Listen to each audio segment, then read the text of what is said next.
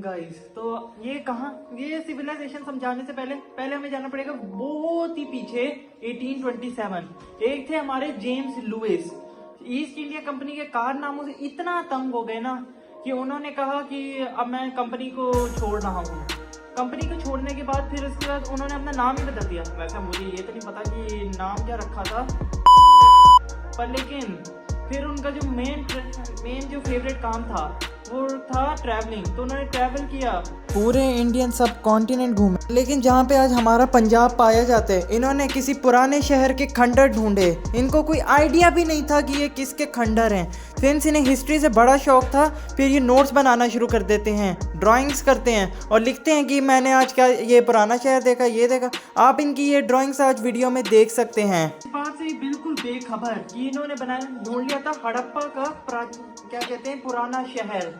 और बाद में उससे अगले दिन 1829 को शायद एक और शहर की डिस्कवरी हुई जिसका नाम रखा गया मोहनजोदाड़ो।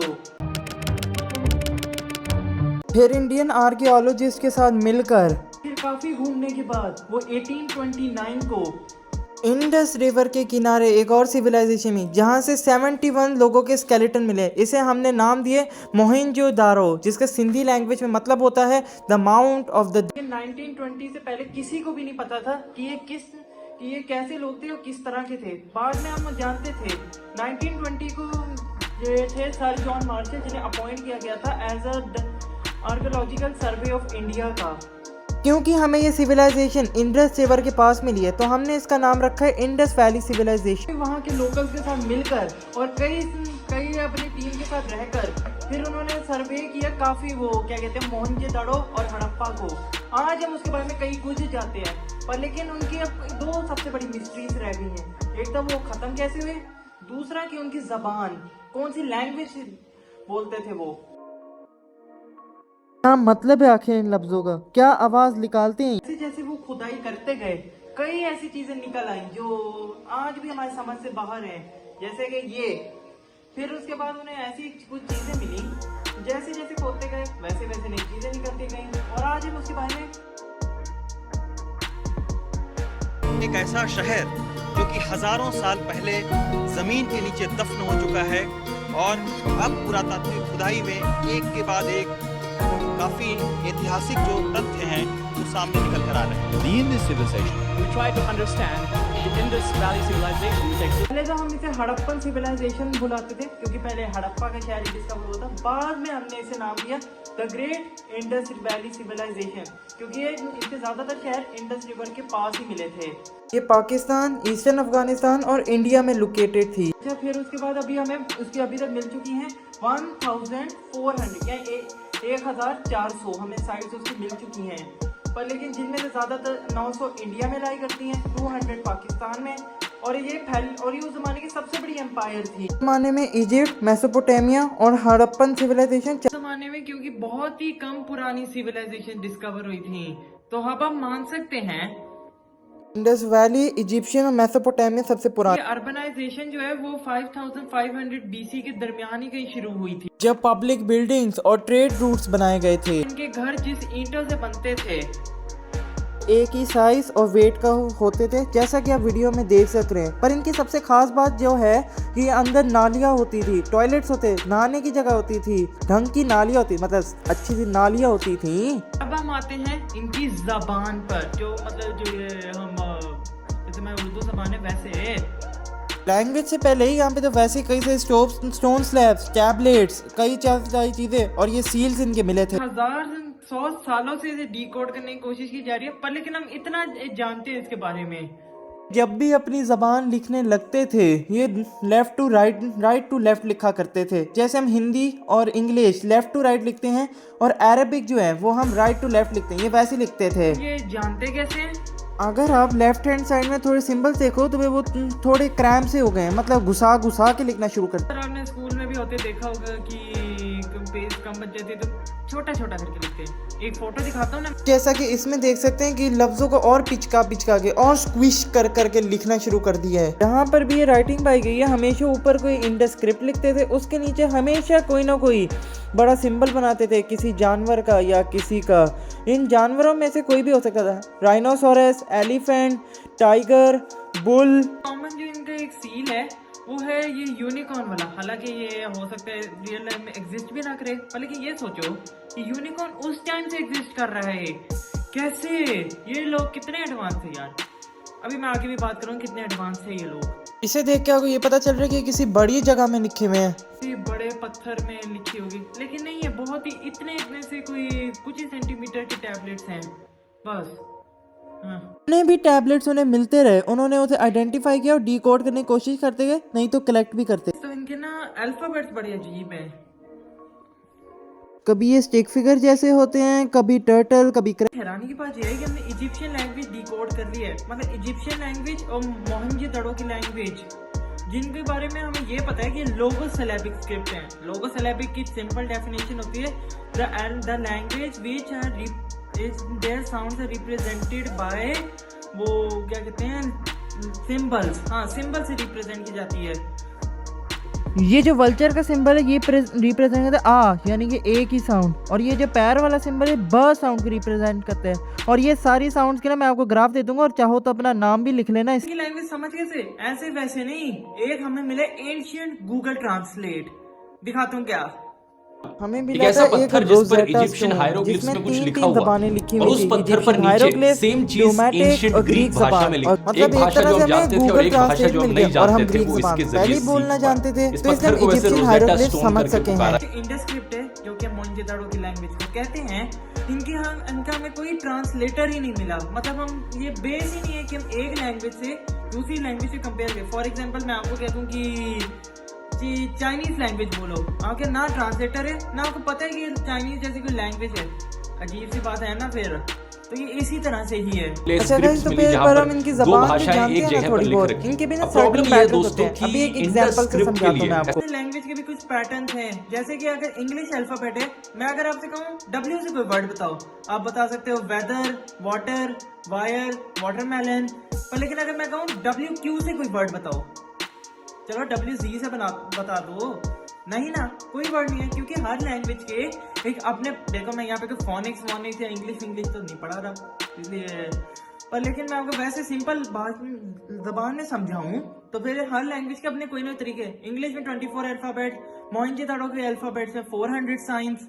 पर लेकिन उनका ना एक अपना पैटर्न होता है कि इन्हें सर्टेन अमाउंट में वो क्या कहते हैं जोड़ना होता है, और फिर उसके बाद उसी से एक वर्ड बनता है। जैसे कि ये एक एग्जांपल बताता हूँ इन्हीं के लैंग्वेज। जैसे कि जब ये डायमंड सिंबल यूज होता था, इसके हमेशा बाद में हमेशा इसकी ये पैरेलल लाइंस आती थी, बल्कि पैरेलल लाइंस के कभी भी ये स्टिक फिगर्स नहीं आते थे। लेकिन इनकी लैंग्वेज में सबसे ज़्यादा जो सिंबल देखा गया वो ये जार शेप सिंबल। ये जो इनका जार शेप सिंबल है ये हमेशा एंड में यूज होता था, हमेशा। एक तरह से ये इनके लिए फुल स्टॉप है। और ये हमें कहीं और भी मिले हैं। ये हमें मिला है मेसोपोटामिया में। मेसोपोटामिया की सिंबल आज के इराक और ईरान में आता है। पर कंक्लूड ये जरूर कर सकते हैं कि उन दोनों के आपस में क्या कहते हैं, ट्रेड रिलेशन थे, मतलब तिजारत एक दूसरे खरीदो फरोख्त करते थे। कह सकते हो कि लोग आपस में बात भी किया करते थे, आया जाया रहते थे। लेकिन आपको पता है हमने वहाँ पे क्या चीज देखी है? मेसोपोटामिया में भी ये जार वाला सिंबल पाए जाते हैं। ताकि हैरानी की बात ये है कि यहाँ पे एक दफ़ा नहीं 2 दफ़ा बनाया गया है। पर लेकिन अगर आप इंडस स्क्रिप्ट से कंपेयर करो तो ये हमेशा एक दफ़ा ही होता था, 2 दफ़ा नहीं होता था इंडस स्क्रिप्ट में। समझिए एक बात कि मेसोपोटामिया के लोग इंडस स्क्रिप्ट में एग्जाम्पल है। मतलब देखो, एक जबान होती है, जैसे कि एक जबान है लैटिन उर्दू। यार इसमें कोई इमेजिन करने वाली बात नहीं, मैं भी अपने दोस्तों को लिखता रहता हूँ। फॉर एग्जाम्पल मैं भी अपने दोस्तों को लिखता हूँ उर्दू में, क्या हाल है, तो मैं KIA से क्या लिखूंगा।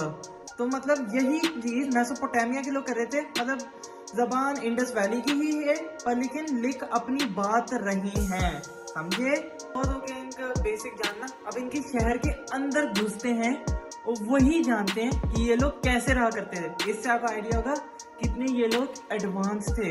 इसके ना 2 बहुत बड़े हिस्से होते हैं, एक होता है लोअर माउंट और एक होता है अपर माउंट, जिसे थोड़ा ऊपर करके बनाया जाता है। ये जो इसका अपर माउंट है इसे हम सिंधी लैंग्वेज में कहते हैं सीथाडेल, यानी कि किला।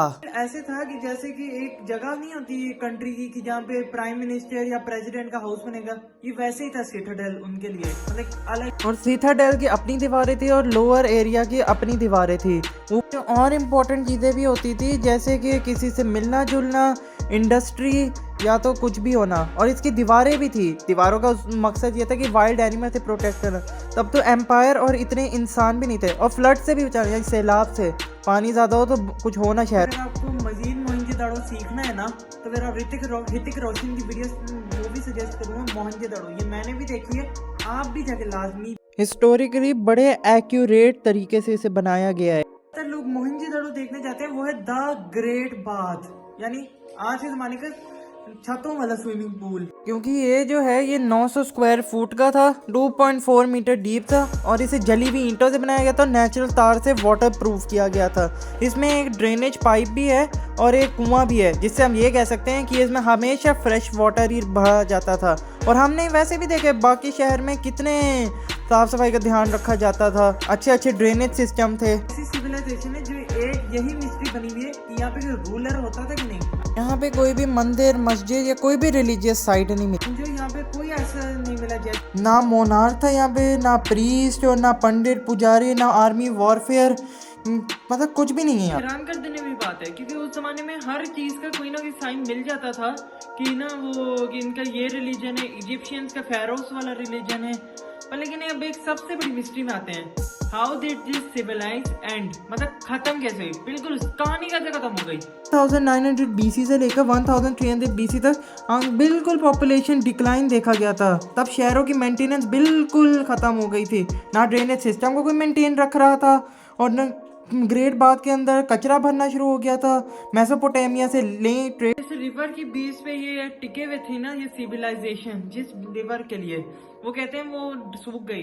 ये और ये बात ऐसी कॉमन होती है कि रिवर अपना जल्दी से जल्दी कोर्स बदल लेता है और किसी और जगह पे डाइवर्ट हो जाता है, तो फिर इसी वजह से ये एरिया इनहैबिटेबल हो अनहैबिटेबल। दरिया तो वैसे इसमें सरस्वती दिखाई है, पर इसे हम सिंधु नदी भी कहते हैं, जो कि धीरे धीरे सूख गया, जिसे दरियाई सिंध कहते हैं हम असल में। तो BC तक तो वैसे ही सारे शहर, कुछ शहर वैसे ही खाली कर दिए गए थे, और बाद में ये लोग गंगा नदी के पास जाके शिफ्ट हो गए। तो ये भी हो सकता है जंगलों का कट जाना, मतलब जंगल काटना। ईंटें बनाने के लिए जलाए, और वो भी ईंटें पकाने के लिए, जानवरों को खाना देने के लिए, जिसकी वजह से वैसे हो सकता है भयानक सी बीमारी आई हो, जिसने पूरी सिविलाइजेशन को वैसे ही मिटा दिया। कॉमन होता था कि किसी बीमारी से कोई पूरी सिविलाइजेशन